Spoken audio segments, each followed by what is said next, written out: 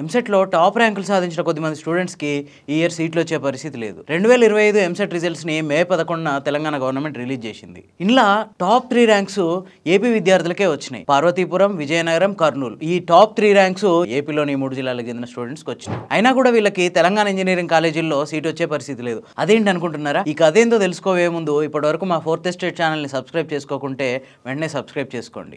AP పునర్విభజన చట్టం ప్రకారం ఇక్కడ తెలంగాణలో ఎంసెట్ రాసిన విద్యార్థులకి 15% కోటా ఏపీ విద్యార్థులకు ఇవ్వాలి. జూన్ 2వ తారీఖుకి 10 ఏళ్లు కంప్లీట్ అవుతుండటంతో ఈ కోటాని తెలంగాణ గవర్నమెంట్ రద్దు చేసింది. ఇప్పటి వరకు ఆల్మోస్ట్ 3500 నుంచి 4000 మంది ఏపీ స్టూడెంట్స్ ఎంసెట్ రాసి ఇక్కడ ఉన్న ఇంజనీరింగ్ కాలేజీల్లో జాయిన్ అయ్యేవాళ్ళు. ఇప్పుడు ఆ పరిస్థితి లేకుండా పోయింది. మరి ఇప్పుడు ఈ మిగిలిన సీట్లని తెలంగాణ గవర్నమెంట్ ఏం చేస్తుంది? ఇది విద్యార్థులకు లాభమా నష్టమా? ఇక్కడ ఒక విద్యార్థి ఎవరైనా కన్వీనర్ కోటాలో ఇంజనీరింగ్ లో జాయిన్ కావాలంటే 6వ తరగతి నుంచి ఇంటర్మీడియట్ కంప్లీట్ అయ్యే వరకు కనీసం 4 ఏళ్ళు తెలంగాణలో చదివి ఉండాలి. కానీ ఇప్పుడు ఈ టాప్ ర్యాంకులు తెచ్చుకున్న 3 స్టూడెంట్స్ ఓన్లీ ఇంటర్మీడియట్ వరకే హైదరాబాద్ లో చేసిర్రు. మిగతా అంతా వాళ్ళ సొంత ఏరియాల్లో చేసిర్రు. 2 ఏళ్ల పాటే తెలంగాణలో చదివారు కాబట్టి వీళ్ళకి స్థానికత కోటా అనేది ఉండదు.